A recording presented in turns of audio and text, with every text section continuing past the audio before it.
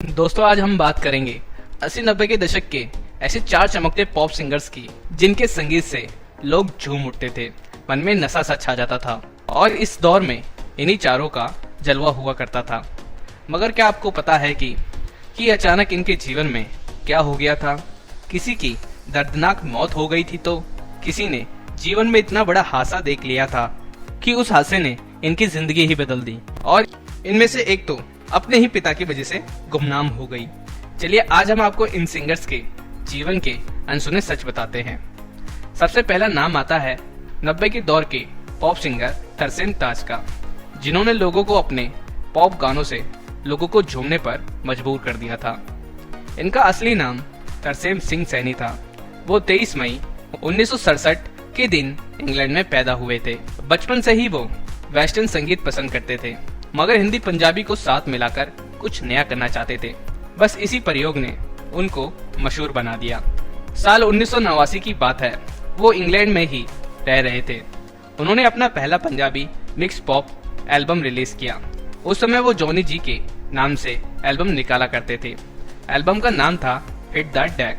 पहले ही एल्बम ने विदेशियों पर जादू कर दिया और रातों रात जॉनी जी यानी तरसेम पूरे इंग्लैंड में मशहूर हो गए। पूरे 35 हफ्तों तक उनका album UK Asia pop chart में नंबर 1 पोजीशन पर रहा। इनके आवाज का जादू भारत में भी पहुंच गया और यहाँ के संगीत प्रेमियों की ओर से उनको बुलावा आने लगा। तरसेम भारत आए और यहाँ भी उनका जादू चल गया। इंग्लैंड का जॉनी जी भारत में तरसेम ताज के नाम से मशहूर हो गया।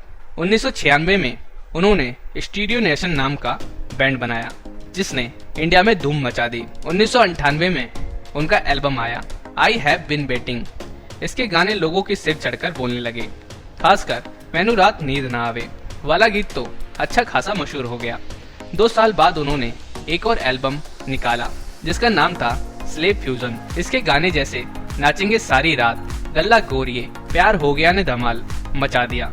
उनका इतना नाम हो गया कि बॉलीवुड में भी उनकी एंट्री हो गई। तुम बिन फिल्मों में उनके गीत थोड़ा दारू विच प्यार मिला दे तो उनको एक्टिंग के साथ गवाया गया। कोई मिल गया के हिट्स म्यूजिक लोगों को दीवाना बना रहे थे। चारों ओर बस तरसेम ताज छाए हुए थे। मगर अचानक सब कुछ बदल गया। तरसेम जब 45 साल के थे तभी उनको सेहत से जुड़ी परेशानी होने लगी। जांच करवाई तो लीवर की बड़ी बीमारी सामने आई। काफी इलाज होता रहा मगर हालत बिगड़ती गई। साल 2020 में उनको हानिया जैसी खतरनाक बीमारी हो गई। उनको फौरन ऑपरेशन की जरूरत थी मगर कोरोना की वजह से सर्जरी नहीं हो पाई। हालत और बिगड़ती गई और तरसेम कोमा में चले गए। लंबे समय तक कोमा में रहने के बाद अचानक मार्च 2022 को उन्हें होश आया। सबको लगा अब सब ठीक हो जाएगा, मगर अगले ही महीने अप्रैल में उनका लीवर फेल हो गया। 29 अप्रैल को सिर्फ 54 साल में इस प्रसिद्ध सिंगर की मौत हो गई। वो अपने पीछे 2 बेटियों और 1 बेटे को छोड़ गए। इस लिस्ट में दूसरे नंबर पर नाम आता है रेमो फर्नांडिस का। 80 और 90 के दशक में भारतीय पॉप संगीत में इनका एक अलग ही जलवा हुआ करता था। 8 मई 1953 को गोवा में पैदा हुए रेमो जब 7 साल के थे, जब उनका एक भाई लंदन से एक रॉक म्यूजिक की कैसेट लेकर आया था।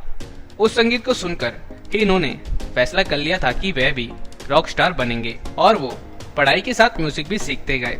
ग्रेजुएशन करने के बाद 1970 में वो यूरोप निकल गए और वहाँ 3 साल तक वह पॉप संगीत गाते रहे। 1980 में वापस वह गोवा आए तो उन्हें एक नई शुरुआत करनी थी। रेमो ने एक जुगाड़ निकाला, खुद ही गीत लिखते और उसे गाते और बम्बई जाकर कैसेट बनवाते। फिर कैसेट पर अपने नाम का स्टिकर लगाकर निकल पड़ते वो गोवा में उन कैसेटों को बेचने के लिए। और उनके पास तब एक स्कूटर भी हुआ करता था जिस पे वो घूम घूम कर कैसेट को बेचा करते थे। और फिर धीरे धीरे गोवा में वो फेमस हो गए। 1986 में राजीव गांधी गोवा आए तो सरकार ने उनको राजीव के सामने गाने के लिए बुला लिया। रेमो का गाना राजीव को इतना पसंद आ गया कि उन्होंने सरकार की तरफ से रूस में आयोजित होने वाले कार्यक्रम में उनको भी चुन लिया। पहली बार रेमो की किस्मत उसी वक्त पलटी जब इनको 1987 में वो पॉप गाना मिल गया जिसने इनको पूरे भारत में मशहूर कर दिया। फिल्म थी जलवा और इनका 15 मिनट का गाना था देखो देखो ये है जलवा। इसके बाद रेमो ने पीछे मुड़कर कभी नहीं देखा। AR रहमान ने बॉम्बे फिल्म का हम्मा हम्मा गाना इन्हें दिया तो इन्होंने ऐसा गाया कि वो आज तक वो गीत लोगों की जुबान पर है। खामोशी फिल्म का हुइया हो या अफलातून फिल्म का टाइटल गीत प्यार तो होना ही था, ये फिल्म का टाइटल सॉन्ग पूरे बॉलीवुड पर रेमो ही छा गए। इसी बीच 1998 में इन्होंने अपनी प्राइवेट एल्बम निकाली, नाम था ओ मेरी मुन्नी। इस एल्बम ने तो रेमो को उस दौर का सबसे बड़ा पॉप स्टार बना दिया था। मशहूर कोल्ड ड्रिंक कंपनी का वो जो सिंगल यही है राइट्स चॉइस बेबी इनका ही बनाया हुआ था। रेमो खूब धूम मचा रहे थे, लेकिन अचानक इनके जीवन में एक खौफनाक हादसा हो गया, जिसने इनके करियर का बहुत कुछ खत्म कर दिया। रेमो इतनी बुलंदियों पर जिस वजह से पहुंचे थे, इनमें से सबसे बड़ा हाथ वो बैंड था जिसको उन्होंने 5 साथियों के साथ मिलकर बनाया था। नाम था माइक्रोवेव पापा ड्रम। साल 2001 की बात है। बैंड के 4 साथी धर्मेंद्र, हिरवे सेल्वन, प्रेरा, रिक्टर एल्बर्ट्स और सुनील रेक्टर कानपुर आए हुए थे। वह यहाँ बैंड की प्रस्तुति देकर लखनऊ जा रहे थे। अचानक कानपुर लखनऊ हाईवे पर उनका भीषण एक्सीडेंट हो गया, जिसमें चारों की एक साथ मौत हो गई थी। इस हादसे की खबर जैसे ही रेमो तक पहुंची, वे बेसुध हो गए। एक झटके में ही पूरा बैंड समाप्त हो गया। चारों साथी खत्म, सारी यादें, सारी मेहनत खत्म। रेमो इस घटना के बाद डिप्रेशन में चले गए, जिससे उन्हें निकलने में बहुत ज्यादा वक्त लग गया। वह इस दुख से वापस तो निकल आए, मगर और बैंड और साथियों के बिना फिर करियर वैसे दोबारा नहीं चल सका। रेमो ने बाद में भारतीय नागरिकता भी छोड़ दी और पुर्तगाल के नागरिक बन गए। वो आज भी गाना गाते हैं और कभी कभार फिल्मों में एक्टिंग करते भी नजर आते हैं, लेकिन इस हादसे ने उनके करियर पर ब्रेक लगा दिया। 80-90 के दशक में एक फीमेल पॉप सिंगर ने भी राज किया था। नाम था अलीसा चिनाय, जिनके प्राइवेट एल्बम ने धूम मचा दी थी, मगर वो पिता की वजह से गुमनाम हो गई। 18 मार्च 1965 को अलीसा अहमदाबाद में पैदा हुई थी। वैसे माता पिता ने पहले उनका नाम सुजाता रखा था, बाद में उनका नाम अलीसा रख दिया गया। बचपन से ही वो सिंगर बनना चाहती थी। उनकी किस्मत अचानक तब खुली जब वो 15-16 साल की रही होंगी। हुआ ये कि एक बार वो अपनी रिकॉर्ड की हुई कैसेट महबूब स्टूडियो देने गई थी। इत्तेफाक से वहाँ बप्पी लहरी भी बैठे हुए थे। उन्होंने अलीसा की आवाज सुनी तो उन्होंने बोला कि इस आवाज में दम तो है। फिर उन्होंने अपना एक गाना दिया और बोले, गाना सुनकर और याद कर कर आ जाना, मैं रिहर्सल करवा दूंगा।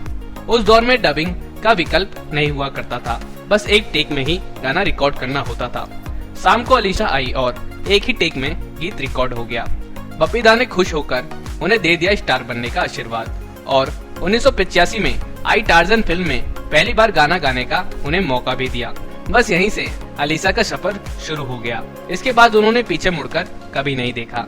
डांस, कमांडो, गुरु, लव लव लव जैसे फिल्मों में डिस्को सॉन्ग उन्होंने गाए। 1988 में मिस्टर इंडिया और जलवा फिल्म के उनके गाए गीत अच्छे खासे मशहूर हुए। फिर 90 का दशक तो जैसे अलीसा का ही था।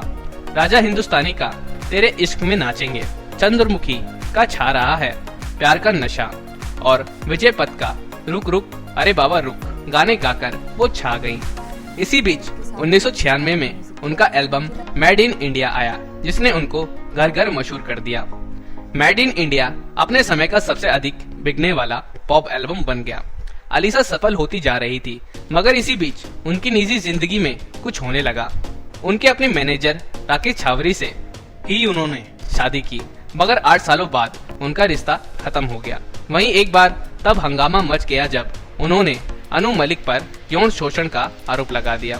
लंबे चले कैसे में बाद में अनु के काफी माफी मांगने के बाद समझौता हुआ। दोस्तों, अलीसा का करियर अच्छा चल रहा था। इसी बीच इनके पिता की तबीयत खराब हो गई। जांच में पता चला कि उनके पिता को कैंसर हो गया था। वे अपने पिता से बहुत प्यार करती थी और सिर्फ पिता की वजह से उन्होंने अपना अच्छा खासा करियर कुर्बान कर दिया और सिर्फ उनके इलाज पर ध्यान देने लगी। उनके अचानक से गुमनाम होने का यही कारण था। सालों बाद उन्होंने फिर वापसी की, कुछ गीत भी गाए, मगर दोबारा वो वैसा स्टारडम हासिल नहीं कर सकी। इसके अलावा 90 के दशक में पॉप संगीत को पसंद करने वाले लोग प्लास सैन यानी पॉली को नहीं भूले होंगे। इस MBBS डॉक्टर ने अपने गानों से धूम मचा दी थी, मगर ये तो डॉक्टर थे, पर सिंगर कैसे बन गए, चलिए इसका राज खोलते हैं। प्लास 23 सितंबर 1965 को लखनऊ में पैदा हुए थे। वैसे वो मूल रूप से वाराणसी के थे। बाद में फैमिली दिल्ली शिफ्ट हो गई। यही कैनाट प्लेस में इनका बचपन गुजरा। इनका पूरा खानदान डॉक्टर ही हुआ करता था। बस इन्होंने भी उन्हें फॉलो किया और university college of medical science Delhi में MBBS में दाखिला ले लिया। हुआ ये कि इनके परिवार की संगीत में बड़ी रुचि थी, फिर उनका भी यही शौक बन गया। कॉलेज में कोई भी फंक्शन होता तो ये गिटार लेकर वहाँ पहुँच जाते। 1988 में कुछ दोस्तों के साथ मजाक में इन्होंने एक बैंड बना लिया, नाम रखा यूफोरिया। इनकी किस्मत उस दिन चमकी जब एक टीवी चैनल वाले इनके बैंड का इंटरव्यू लेने पहुंचे। छोटे से इंटरव्यू में पलाश ने गाना गा दिया। इत्तेफाक से टीवी पर पलाश का वो गाना गाते गाते आर्चीज म्यूजिक के डायरेक्टर अनिल मूलचंदानी ने देख लिया। उन्होंने फौरन ही पता लगाया और पलाश को अपने ऑफिस बुला लिया। दोनों के बीच बातचीत बन गई और साल 1998 में उनका पहला एल्बम रिलीज हुआ। नाम था धूम एल्बम। एल्बम के टाइटल ट्रैक ने सच में धूम मचा दी थी। पूरे भारत में एल्बम सुपर हिट हो गया और पॉली रातों रात सिंगिंग स्टार बन गए। 2 साल बाद फिर उन्होंने अपना दूसरा एल्बम निकाला।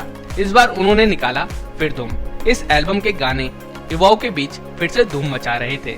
पॉली का कद सिंगिंग सुपरस्टार जैसा हो गया था।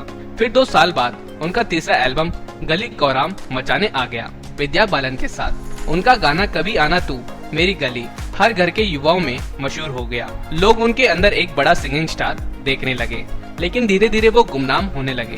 पता चला कि वो म्यूजिक इंडस्ट्री की गंदी पॉलिटिक्स का शिकार हो गए। उनको जी हजूरी नहीं आती थी। इसी वजह से बाद में वो कोई भी गाना बनाते उनको मौका ही नहीं मिलता।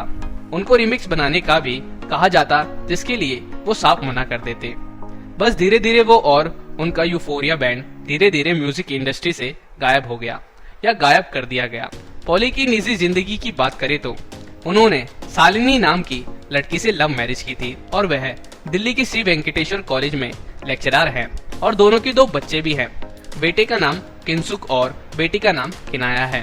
पॉली अब हड्डियों के डॉक्टर हैं और वो अब दिल्ली में मरीजों का इलाज करते हैं। तो दोस्तों यही थे 80-90 के पॉप सिंगर्स जो अचानक से गुमनाम हो गए थे। तो दोस्तों आपको ये बायोग्राफी कैसी लगी? अगर हमारी ये बायोग्राफी आपको अच्छी लगी हो तो हमारे इस चैनल को सब्सक्राइब और हमारे इस वीडियो को लाइक जरूर कर दीजिएगा, ताकि हम आपके लिए ऐसी ही बायोग्राफीज लाते रहे। और हमें ये कमेंट कर जरूर बताइएगा कि आप 80-90 के दशक के किस पॉप सिंगर के फैन थे। तो मिलते हैं दोस्तों आपसे ऐसी बायोग्राफी में ऐसी ही वीडियो के साथ। तब तक के लिए हमारी तरफ से आप सभी लोगों को एक प्यारा सा गुड बाय।